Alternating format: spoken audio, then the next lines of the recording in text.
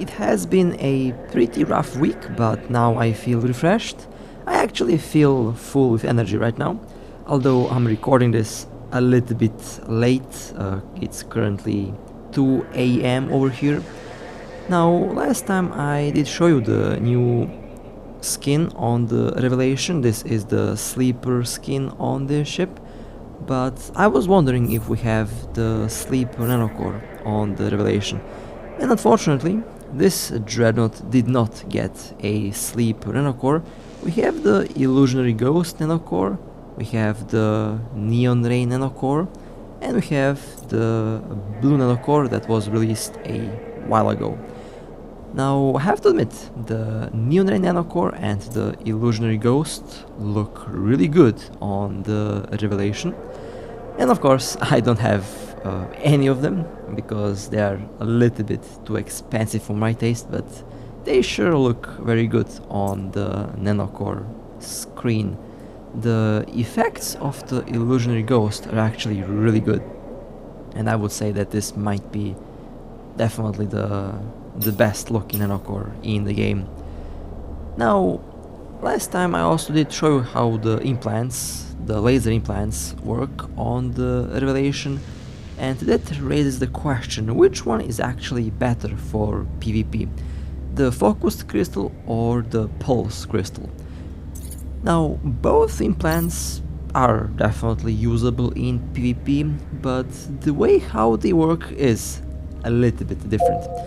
Now, I will start with the pulse crystal because that one is, I believe, the implant that is going to be mostly used. The implant will give you 75% extra damage, but it will also consume 150% extra capacitor. Now, most dreadnoughts have couple capacitor batteries, so the capacitor will definitely not be a problem on a Revelation. I think most dreadnoughts come with 2, 3 or even 4 capacitor batteries. The level 15 skills and level 30 skills are generally very useful, and you can pick any of the two options that are available. Both of them will work very nice. Now, this build here is definitely not a build that you should use in a large scale combat situation. This is a camping build on the Revelation, and the capacitor will last 3 minutes and 9 seconds, which is not that good, but since my target ships are battleships, battlecruisers and stuff like that, it should be enough. Now, as for the general units, you can actually focus the general units on capacitor battery performance, and let me actually show you how that works and how that looks. Now, you can't use two of the same type. Basically, you have to use different types of general units, which is a good thing, a good balancing thing. Imagine if we could just copy all of the slots for the general units with DPS. That would be a little bit broken, right? But in the end, you can basically equip the general units that are going to be most important for the ship that you're flying. In my case, I like to use extra capacitor, extra DPS, extra armor repair, tracking, and things like that. When I go and when I show you the logistic implants, oh, they are very interesting. You will see what I mean very soon. So this is basically the setup for the pulse crystal. Let me now go to the focused crystal. The focused crystal is definitely a little bit different. Basically, in order to get the damage boost, you have to continuously hit the target over time. Now, this is an implant that I would definitely use if I go and camp a gate, because you can charge this implant by shooting at the Stargate, by shooting at the station, by shooting at cargo containers, wrecks, and of course you can also charge the implant by shooting your corp mates that fall asleep on the gate while you camp. Now, this implant is definitely going to be a little bit more favorable if you like to camp, because you can immediately switch from the target to the target that has jumped in or warped in. And as for the general units and level 15 and level 30 skills, I basically went with the highest possible DPS, and of course you can go and swap the general units according to your liking. In my case, like with the pulse crystal, it is the same case with the focused crystal. I like to focus on DPS, capacitor, armor repair, and sometimes afterburner speed. It depends on the ship, but in most cases capacitor battery. And of course, let me quickly show you the stats of the other skills. Overall, the pulse crystal has very good use in PvE, but if you like to camp gates, then this will work really well. With this implant, the revelation can hit around 76,000 DPS. Now, one ship that should run really well with the focused and with the pulse crystal laser implants is the Balgorn. The Balgorn is known to have the best possible capacitor out of any other battleship in the game, and it also has some really scary Nosferatu and Neutralizer bonuses. Now, the pulse crystal should work really well on the Balgorn. I will actually test that out in a new video that I'm working on. Basically, the capacitor of the Balgorn should be stable at a very high percentage, and that should technically make the pulse crystal implant work at full power most of the time. Now let me show you the current build of the ship. I have dual Nosferatus and one Neutralizer. This is basically the classic Balgorn setup that I have been using for a very long time. Now there is something missing on this ship. I have 9 minutes and 48 seconds capacitor time. I think my rigs are not working. Yeah, the rigs are definitely not working. Okay, now that's better. Okay, now I have one large Nosferatu, dual large Nosferatus, and they are working really well so far. 9 minutes and 27 seconds is the capacitor time. 33,000 is the capacitor. If you plan to use pulse crystals, the capacitor will be very important, so with that build you can go use triple Nosferatus. And I will actually show you the Nosferatu and Neutralizer general unit. They're actually very interesting, and I would recommend that you use only one Nosferatu general unit, because if you use two of them, their effects kind of cancel each other out. And I will actually show you what I'm talking about. So I have fitted one of them, and let me go and fit the second one. Basically, they're made in such a way that if you use both of them at the same time, the ending effect is basically non-existent, because they actually do cancel each other out with the effect.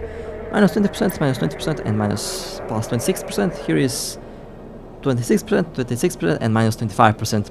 So if you use both of them at the same time, the overall gain effect will be, yeah, very little. So I have to pick between extra effect, extra transfer effect, or extra range. Now in my case, from personal experience, I would say that the extra strength would be more important if you use the pulse crystal, because you want to have the capacitor at a really high percentage at most of the time. Now let me actually go and go to the pulse crystal. This is the okay. Let me remove one of them. So You can pick between range and strength. I would go with extra strength if I use the pulse crystal, just to make sure that the capacitor is in a good shape. And I would go and use a triple Nosferatu setup. Basically, as long as your target has capacitor, you will have capacitor and you will have high DPS. The effect is actually pretty noticeable with the general unit, and the capacitor is stable at 50%, and with triple Nosferatus the capacitor is stable at almost 100%. If I were to use a capacitor battery on this ship, which is actually not a good idea, to be honest, because a Balgon with a capacitor battery, that's weird. But if I were to use a capacitor battery, then the capacitor would be at 100% stability. Now, for the pulse crystal. So basically, the pulse crystal on the Revelation and on the Balgon will work the same way. I would also use the same general units as on the pulse crystal. Basically, you can charge the implant by shooting at the station, or by shooting at the corp members that are sleeping on the gate. That way you can make sure that you have maximum possible DPS when a ship warps in.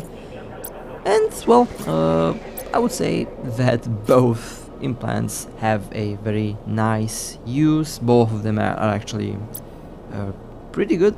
For a more active way of playing, the pulse crystal is definitely better, because you don't have to charge it by shooting at something, while the focused crystal implant is better if you like to camp and if you like to have very high DPS. But of course you'll have to shoot at something until a target arrives.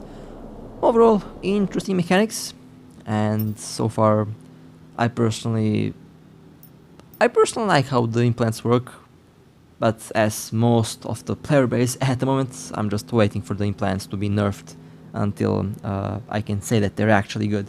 They're good in a sense of, they're a good idea, but in the end, they're still a little bit overpowered. Okay, now let's jump in the relation and let's actually have some fun with this ship. I still have the Sleeper Nanocore. Not the Nanocore, but the Sleeper skin, my apologies. I really like how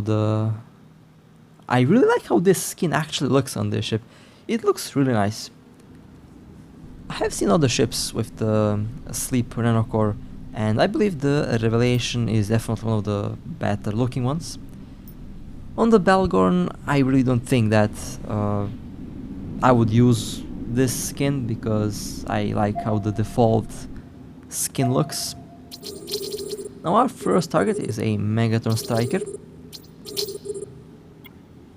Usually when we have a very nice first target, it means that a lot more nice targets are on the way.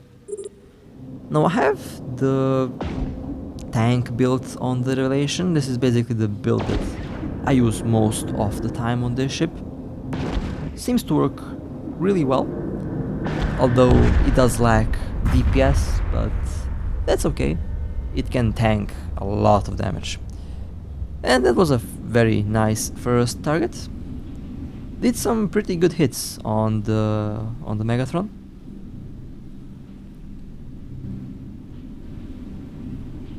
Now let's take a look at the kill mail.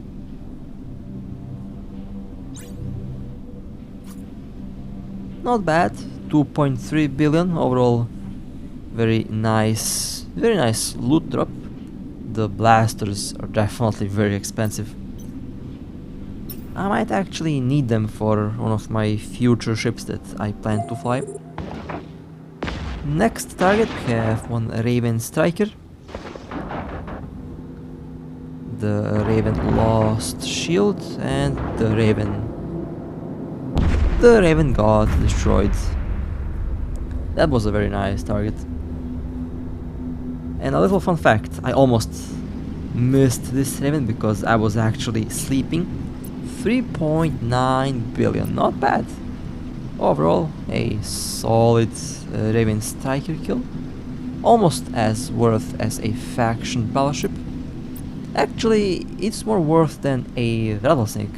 The rattlesnakes are now cheap. They're actually very cheap now for some reason.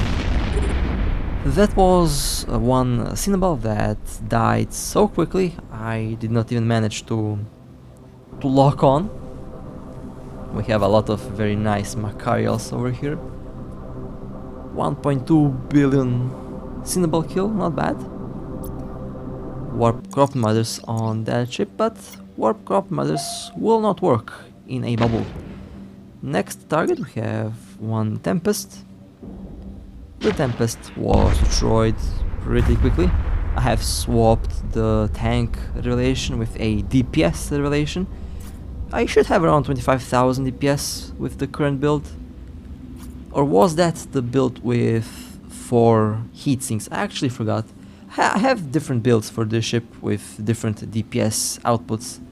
Sometimes I prefer to have the extra We're under tracking attack. computer.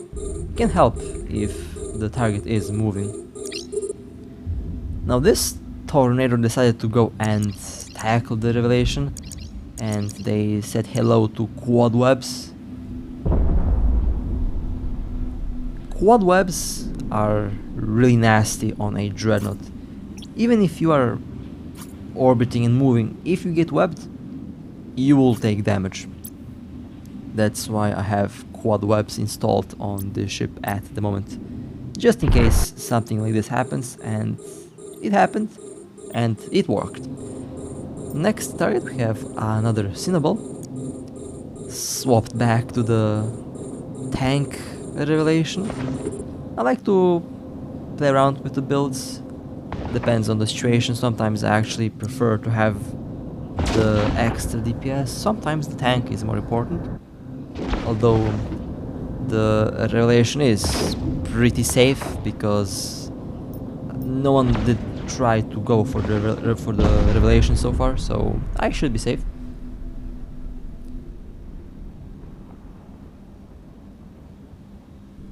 That was a very nice Cinnabal kill. Let me take a look at the kill mail. 1.3 billion.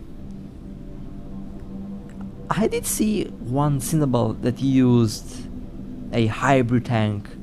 Not really sure when it happened.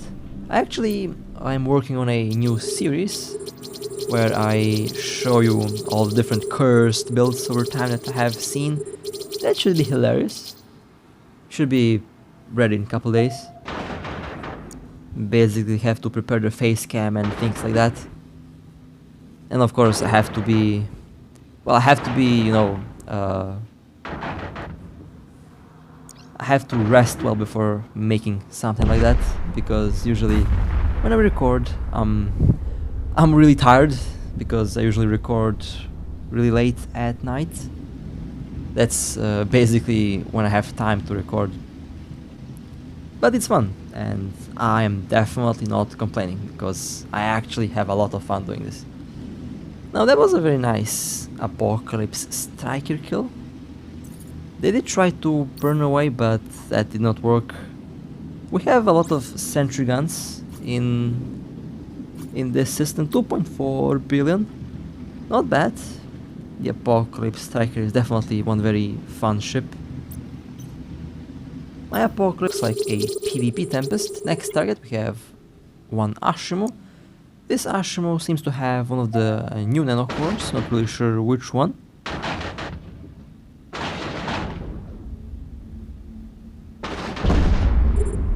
And of course, I did not manage to even lock before the Ashimo got destroyed. We have a lot of Macarials, and you know how much DPS one Macarial can deliver.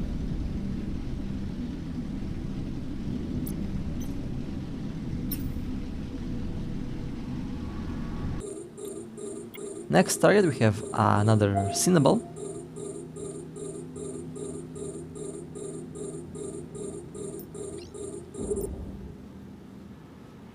Now, against a ship that's moving and that's of course not webbed, the dreadnought can have some issues in hitting. This is why I usually go and equip couple tracking computers on the Revelation. But I like to fly this ship as a tank, so as I already explained before, I like to swap between the builds. That so far seems to be working quite well.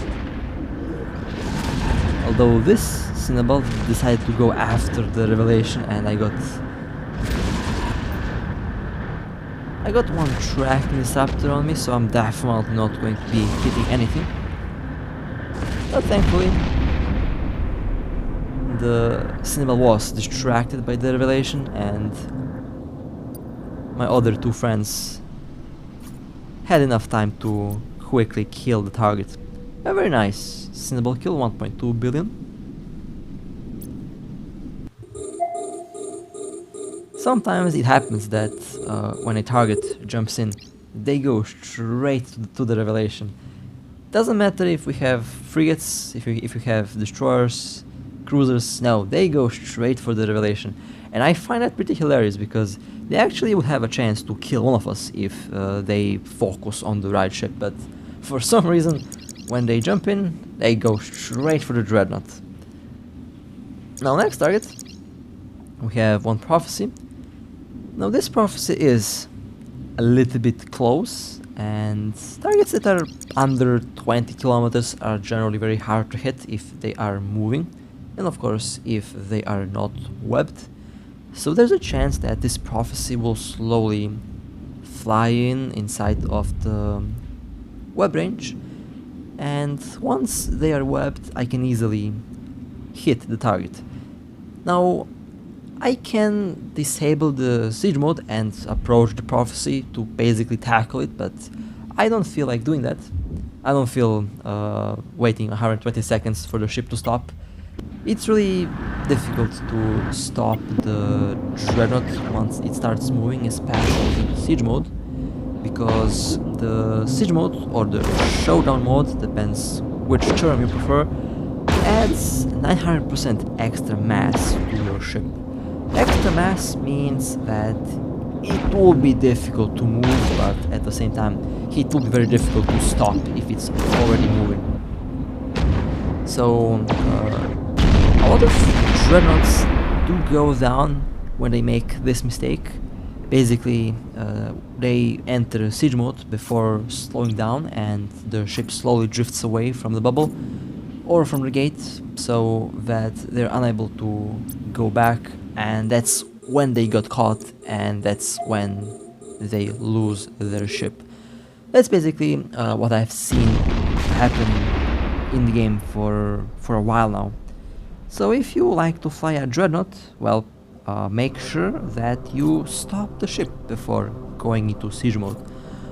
Or if you already have to move, or if you already have to immediately go into the siege mode, align to the gate, turn on the micro overdrive, go to 200 meters per second, and then enter siege mode. That way you can reach the gate and you have enough time to jump through the gate before your ship gets destroyed. There is a lot of different tactics that you can use with these ships, and I think I will cover all of them with time, or perhaps I will actually make a video about that. I have a lot of ideas that I want to do, basically to help other pilots out with the dreadnoughts or carriers, because they work in a very similar way.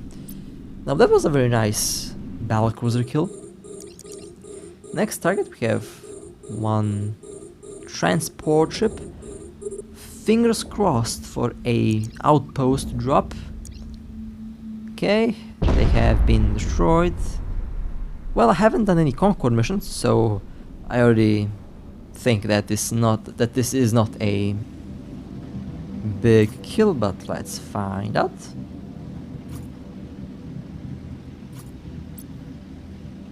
Well, we got extra fuel, that's very nice.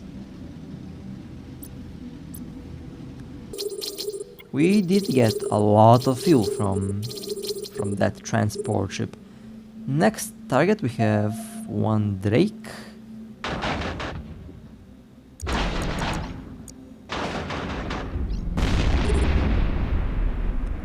Oh my god, we just got a okay, okay, this is interesting. This is very interesting. Unrelated to the Drake kill, we just got a Rorqual blueprint. And this happened while I was basically recording this video. Wow. Now I'm actually surprised, pleasantly surprised. A Rorqual blueprint. I'll actually leave the picture on screen just to show you what I'm talking about. What the hell just happened? Wow. A Rorqual blueprint. Well, my apologies for getting distracted. Something very hilarious just happened.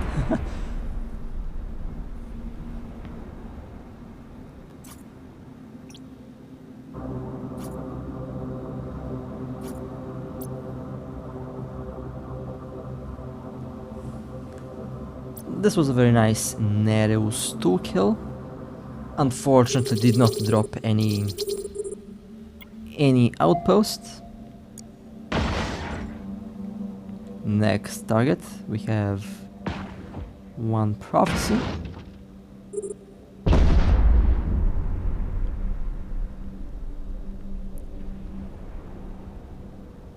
Yeah, we did get one Rorqual blueprint.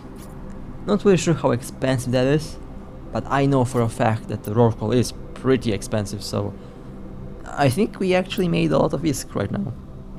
Not really sure.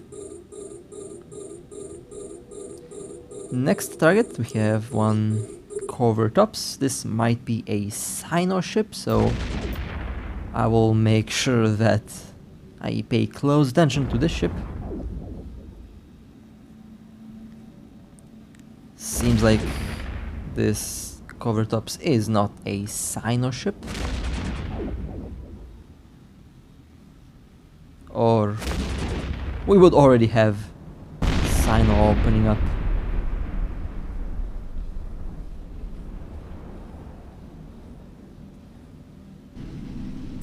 Okay, let's take a look at the kill. Well, not bad. A classic PvP covert ops. I really miss flying this ship. I really do. If ships were not as heavily stabbed as they are now, I would definitely fly the RB, the classic RB. But nowadays, you have to have like triple scramblers in order to catch anything, so that's why I prefer to use the Stratius or other ships that can fit a lot of scramblers. That's one of the reasons why I don't fly that ship that often. But I plan to fly the RB again. I'm just waiting for the right moment. Now this was a PvP Hurricane. Next target we have one exploration frigate that has a nanocore. This might be a very expensive ship. We will find out very soon. And also one of the moments where I wish that I had tracking computers. I would be able to hit the target without a problem.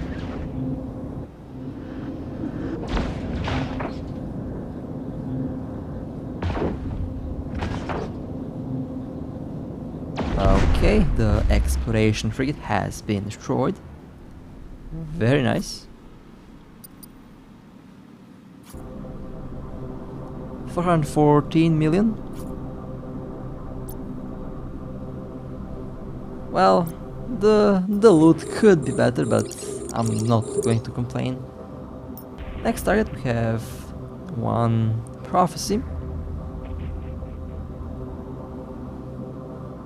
The prophecy survived in low hull, waiting for webs to do the work. Or not, well, okay. The prophecy has been destroyed. Nice.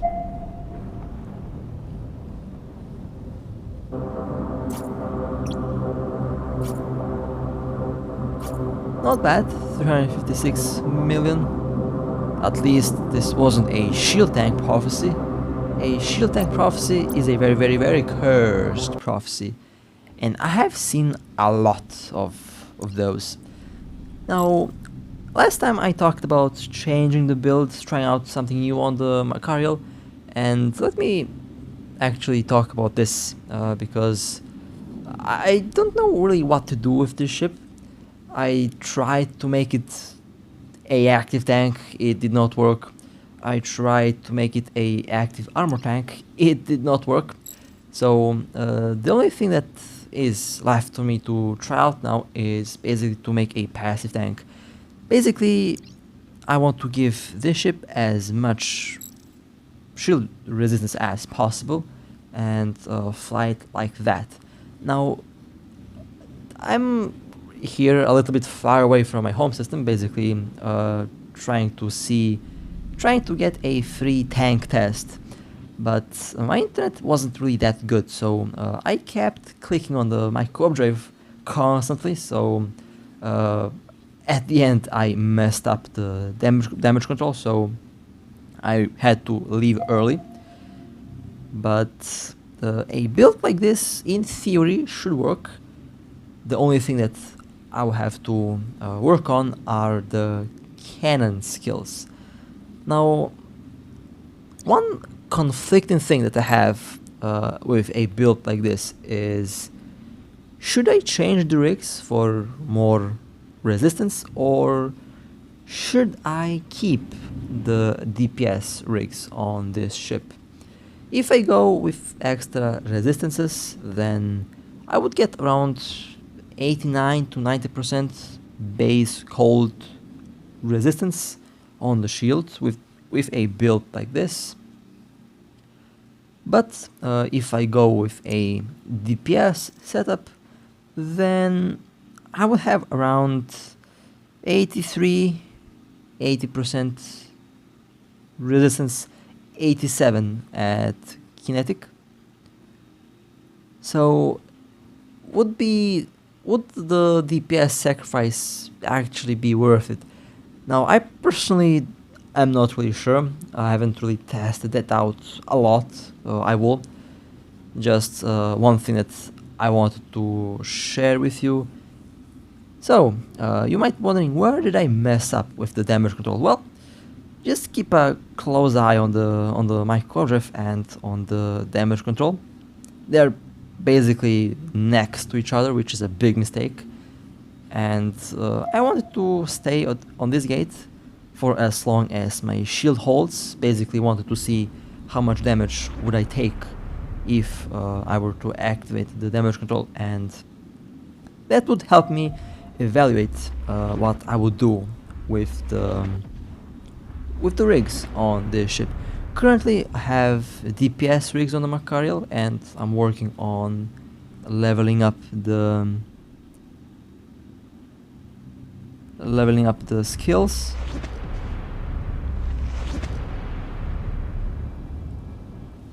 Basically, when all the skills reach level 5, I should have around 3000 cold DPS.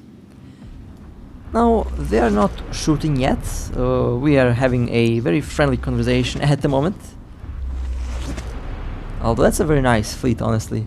Praxis 2, a bunch of Armageddons, and a lot of logistic ships. Overall are very solid and a very nice fleet. And well, we are both just chilling on the gate, I'm orbiting, and we're basically looking at each other's ships.